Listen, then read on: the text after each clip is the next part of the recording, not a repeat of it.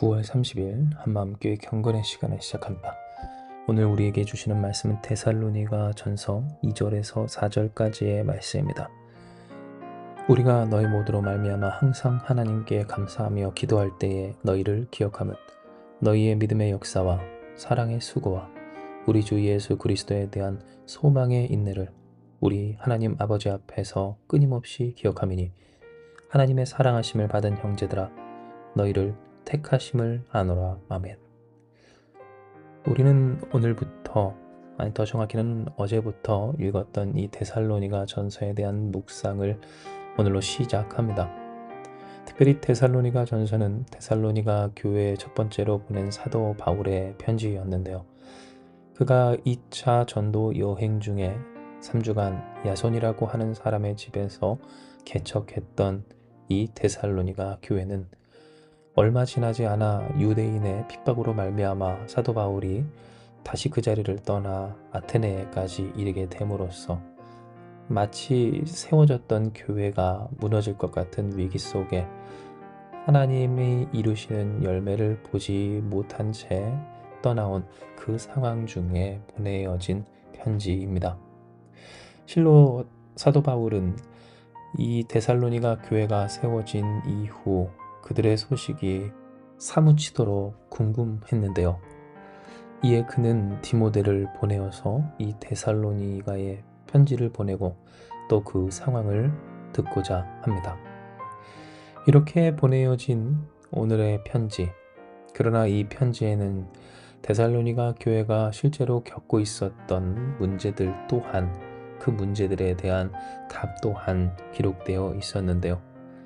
이는 교회가 세워진 이후 예수께서 당장 오실 것만 같은 그 기대와는 달리 예수께서 다시 오시기 전 한 사람 두 사람씩 그렇게 주의 곁으로 떠나감을 보면서 그 죽음과 구원 또 예수님의 재림 그 하나님의 나라는 과연 어떠한 것인가에 대한 바로 그런 고민과 또 물음들이 이 데살로니가 교회 안에 있었기 때문입니다. 즉 어떻게 이 세상을 살아가기를 예수님을 기다리며 살아가는 사람들로서 실망치 않고 또 헛된 길로 빠지지 않으며 올바르게 신앙생활을 끝까지 이어갈 수 있는가? 이에 대하여 하나님은 사도 바울을 통하여 데살로니가 교회에게 또한 우리에게 말씀하여 주시고 계신다는 겁니다. 이에 우리는 오늘부터 데살로니가 전서와 또 후설의 말씀을 묵상할 예정입니다. 이로써 이 세상 예수께서 우리에게 다시 오실 것이 분명한 오늘 그 확실한 진리와 사실을 붙들고 사는 우리가 어떠한 신앙생활을 마치 야고보서의 말씀처럼 행함이 없는 죽은 신앙이 아닌 행함으로 또한 행함과 함께 일하는 완성된 신앙의 당사자가 될 수 있는지 우리는 데살로니가 전후서의 내용을 통하여 우리에게 주시는 하나님의 음성을 듣게 되는 겁니다. 특별히 오늘 그러므로 하나님께서 우리에게 허락하여 주시는 말씀은 먼저 우리를 어떻게 하나님이 생각하시는가에 대한 내용입니다. 이는 본문의 말씀에 사도 바울이 기억하는 데살로니가 교회의 성도들 어려움도 문제도 또 고민도 갈등도 있었지만 그러나 여전히 그의 마음속에 기억 속에 있었던 그들에 대한 내용을 우리가 읽었기 때문입니다. 이것은 곧 그들을 향하신 하나님의 사랑이며 또 하나님의 평가이자 우리에게도 들려주시는 하나님의 음성이 되는데요. 이는 우리 또한 이후 서술되겠지만 하나님의 택하심이 있지 아니하고서는 결코 주 예수 그리스도의 사람들 하나님의 백성과 자녀로서 살 수 없는 그 크나큰 영광의 주인공들이기 때문입니다. 이 본문을 우리가 함께 묵상하면 우리가 너희 모두로 말미암아 항상 하나님께 감사하며 기도할 때에 너희를 기억하면 너희의 믿음의 역사와 사랑의 수고와 우리 주 예수 그리스도에 대한 소망의 인내를 우리 하나님 아버지 앞에서 끊임없이 기억함이니라고 합니다.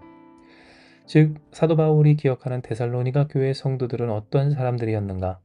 믿음의 역사가 있고 사랑의 수고가 있고 예수 그리스도에 대한 소망, 그 소망을 가진 인내가 있던 사람들이었다고 하는 겁니다. 이어 사도 바울은 그들을 향하여 하나님의 뜻, 곧 하나님이 그들을 어떻게 생각하시는지를 명확하게 말씀하시는데요. 이는 하나님의 사랑하심을 받은 형제들, 너희를 택하심을 아노라 라고 했기 때문입니다.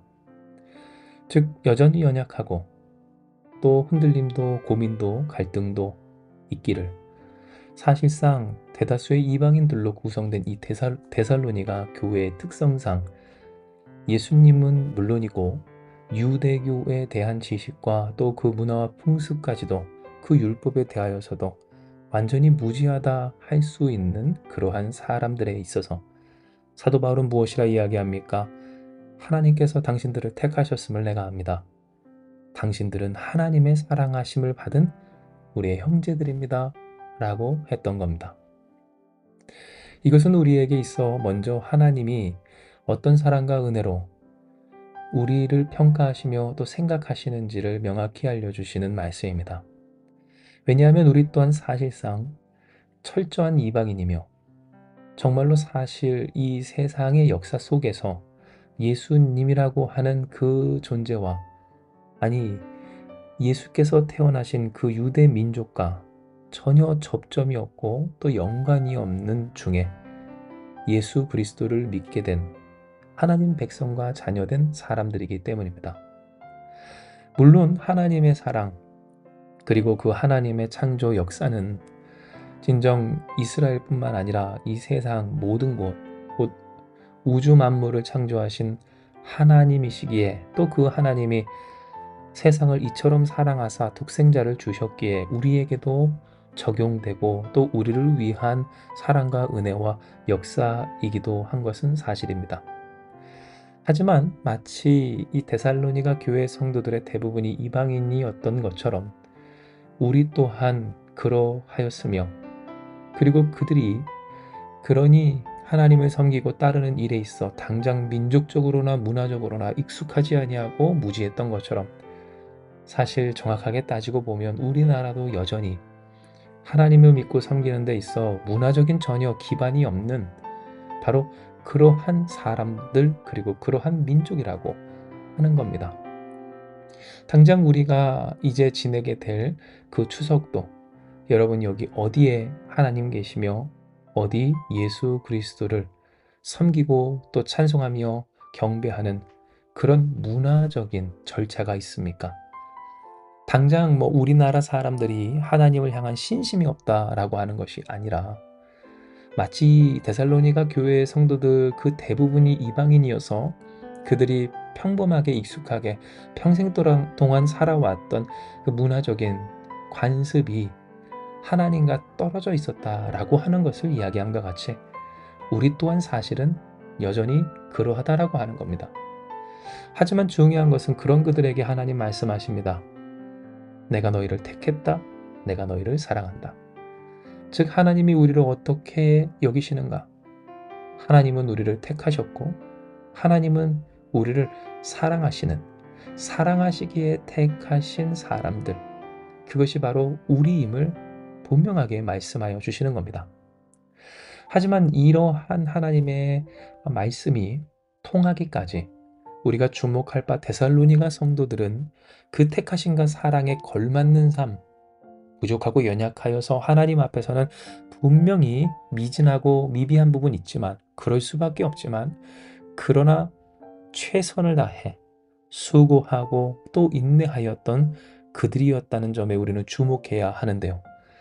즉 누가 그 사랑에 감격하며 어떤 그 택하심에 감동하여 사는가, 그 택하심을 기뻐할 수 있기까지 하는가에 있어 그 택하심과 사랑하심을 진정 기뻐할 만큼 그 택하심과 사랑하심에 자신을 내어드린 사람이었고, 어떤 그러한 그들이었기에 그 택하심과 사랑에 반응하고 또 그것을 누려 살아갈 수 있었음을, 그러니 우리 또한 그러해야 함을 말씀하여 주시는 겁니다.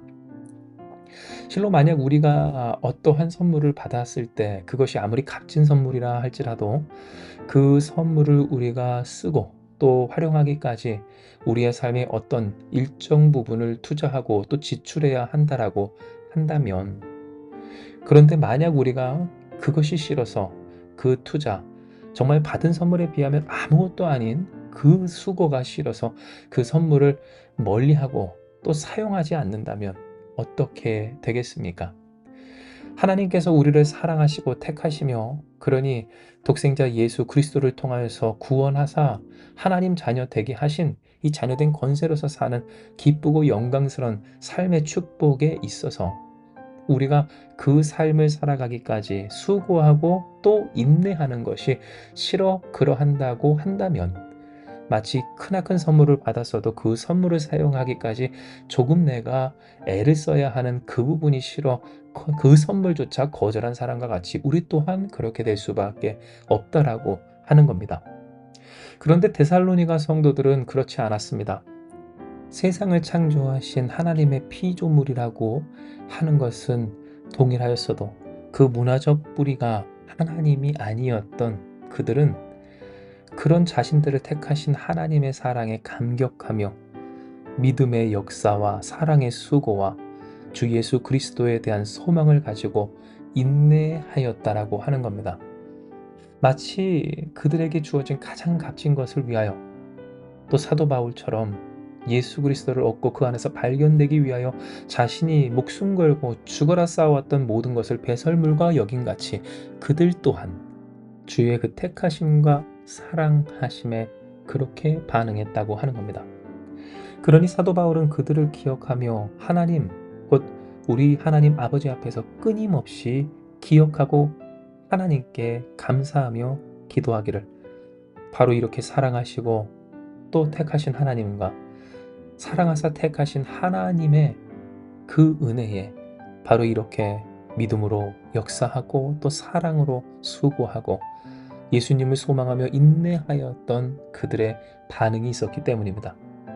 즉 하나님은 오늘 우리에게 무엇을 말씀하시고 계신가?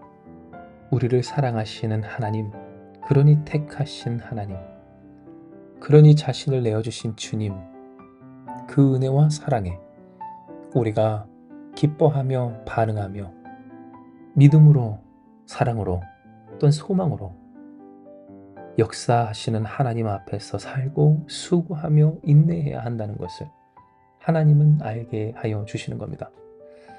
맞습니다. 하나님은 이 세상을 이처럼 사랑하십니다. 우리를 향하신 하나님의 사랑은 한이 없습니다. 그리고 그 전능하신 하나님의 사랑, 그 사랑은 그리스도 예수 안에서 그 어떤 것도 끊을 수가 없습니다. 또한 그 사랑은 우리에게 무의미하지도 않고 또한 무가치하지도 않습니다. 이는 전능하신 하나님, 그 하나님은 만복의 근원 하나님이시기 때문입니다. 온 세상의 창조주, 또한 이 세상의 주관자, 만왕의 왕, 만유의 주, 뿐만 아니라 이 세상을 심판하시며 또한 우리를 위하여 영원히 예배하신 하늘 본향의 주인이요, 또한 우리로 그곳으로 살게 하시며 그곳에서 살게 하시는 하늘 아버지, 우리를 위해 죽으시고 부활하시며 오늘도 함께 하시는 우리 주 예수 그리스도, 그러니 단순히 죽어야만이 아니라 죽어서만이 아니라 이 세상에서도 능히 하나님의 자녀된 권세로서 살게 하시는 성령 하나님, 그 하나님의 위로 하나님의 능력, 하나님의 축복, 하나님의 인도와 하나님의 역사하심이 오늘 그 사랑하심으로 말미암아 택함을 받은 우리에게 주신 하나님의 한량없는 은혜와 축복이라고 하는 겁니다. 이 사랑하는 여러분, 오늘 이 시간 우리가 기억되고 또 평가받기를 사도 바울이 데살로니가 성도들을 기억하고 평가한 것처럼, 이를 통해 하나님이 말씀하신 것처럼 우리 또한 그렇게 항상 하나님께 감사하게 되는 사람들, 기도하게 되는 사람들, 끊임없이 하나님 아버지 앞에서 기억하게 되는 우리가 되길 주님의 이름으로 축복합니다. 믿음의 역사를 이루십시오. 사랑으로 수고하십시오. 우리 주 예수 그리스도에 대한 소망의 인내를 이루십시오. 또 그러해 갑시다. 이는 하나님은 우리를 사랑하시며 우리를 택하셨기 때문이요, 우리가 아는 바, 저 또한 아는 바, 하나님이 여러분을 택하셨기 때문입니다. 할렐루야. 주님으로 말미암아 살기를 이미 우리에게 허락하신 그 사랑과 택하심의 축복을 이제 데살로니가 성도들처럼 우리 또한 받아 누리기까지 믿음의 역사, 사랑의 수고, 소망의 인내로서 그러할 때에 할렐루야, 만복의 거론 되신 하나님, 우리의 좋으신 아버지 하나님께서 오늘도 우리와 함께하사 우리를 구원하신 주 예수 그리스도의 은혜와 사랑 안에서 우리를 끝까지 지키고 붙드사 주께서 원하시는 그 뜻대로 선한 하나님의 역사를 이루시며 그 영광의 주인공과 당사자 하나님 아버지의 그 영광이 자녀의 영광이 되는 역사로 오늘부터 영원까지 함께하여 주실 것입니다. 이 시간 이 말씀을 붙들고 우리 함께 기도하며 나아가기 원합니다. 기도하시겠습니다.